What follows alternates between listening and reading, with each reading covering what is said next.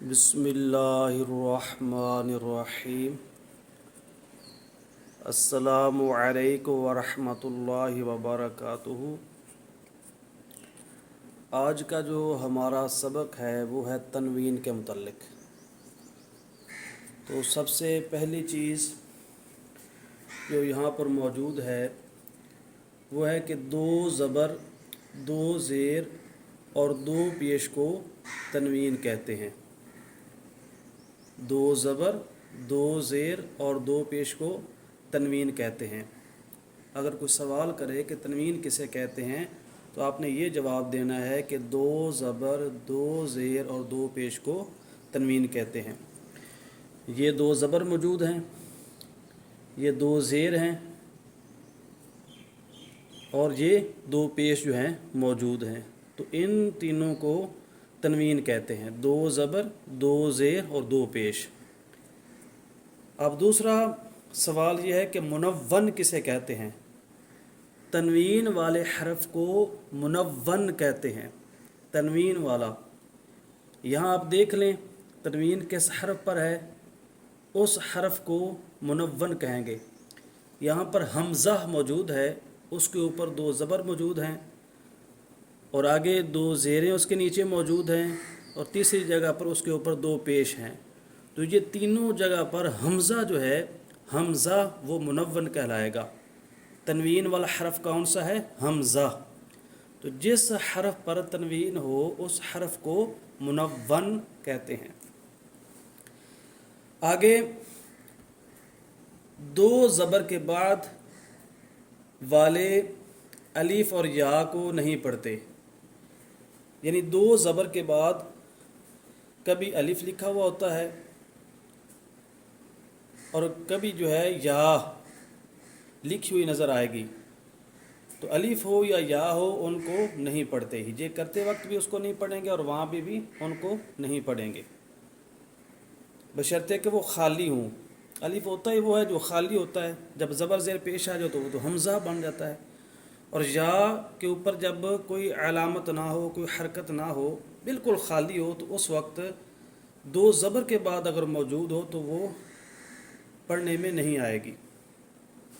मिसाल के तौर पर ये आप देख रहे हैं रॉ, दो ज़बर रन, इसको रन पढ़ेंगे। रॉ दो ज़बर, अलिफ साथ नहीं कहेंगे, ठीक है। रॉ दो ज़बर रन, बस ऐसे ही। और ये जो हरफ है इसके ऊपर, इसके आगे या मौजूद है, उसको भी नहीं पढ़ेंगे। दाल दो ज़बर दन, दरमियान में बाज़ लोग पढ़ते हुए या को पढ़ देते हैं तो वो गलती करते हैं। दाल दो ज़बर या, ये या जो साथ पढ़ा जाता है ये गलत है। तो बस इतना ही पढ़ना, दाल दो ज़बर दन। आगे जो कानून लिखा हुआ है वो है कि दो ज़ेर और दो पेश को मारूफ पढ़ते हैं। तो हम मारूफ पढ़ना है, यानी ये दो ज़ेरें हैं इनको मारूफ पढ़ेंगे, दो पेश मौजूद है इनको भी मारूफ पढ़ेंगे। बाज़ लोग मजहूल पढ़ जाते हैं, यानी बिन पढ़ते हैं या बुन पढ़ते हैं, तो ये दोनों गलत हैं।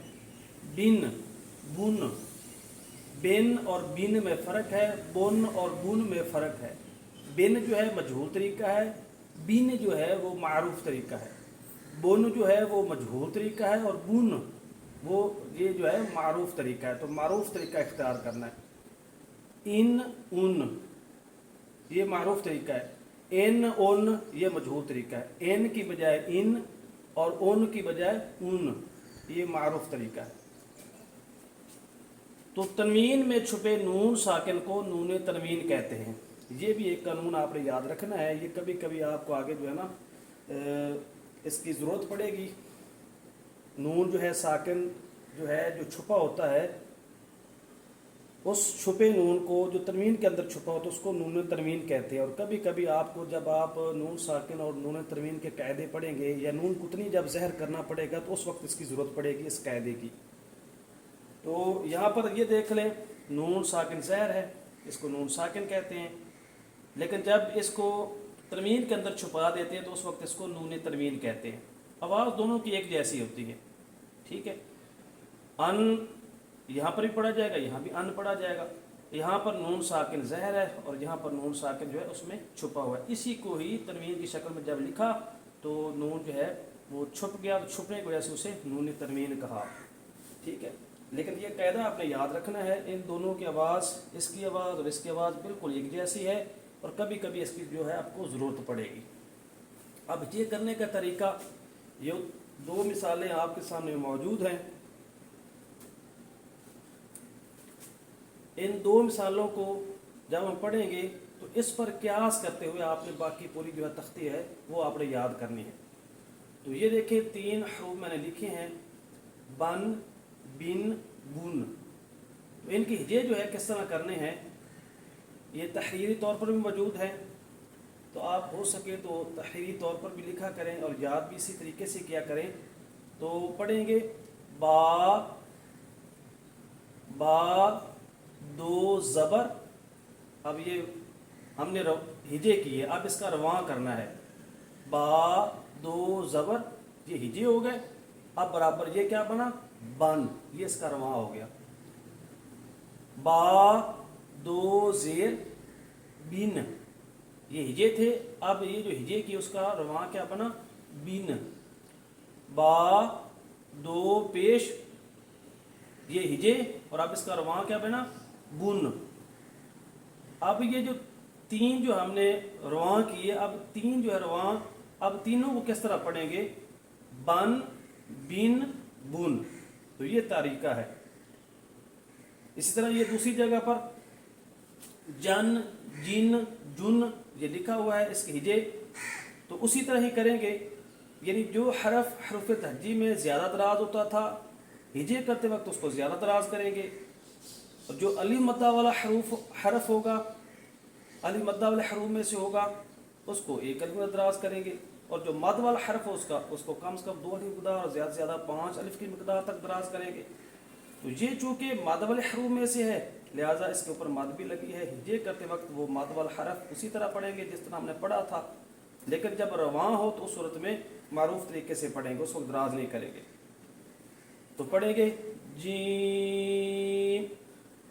दो ज़बर, अब ये क्या बना, इसका रवां जन। आगे जी, दो ज़ेर बराबर, ये जो हिजे की इसका रवां क्या हुआ, जिन, जिन, जिन नहीं, जिन। जी, दो पेश बराबर, यानी ये जो हिजे की इसका रवां क्या बना, जुन। तो अब ये तीनों जो है रवां की सूरत में लिखे हुए हैं। अब ये तीनों जो है अब कैसे पढ़े जाएंगे, जन, जिन, जुन।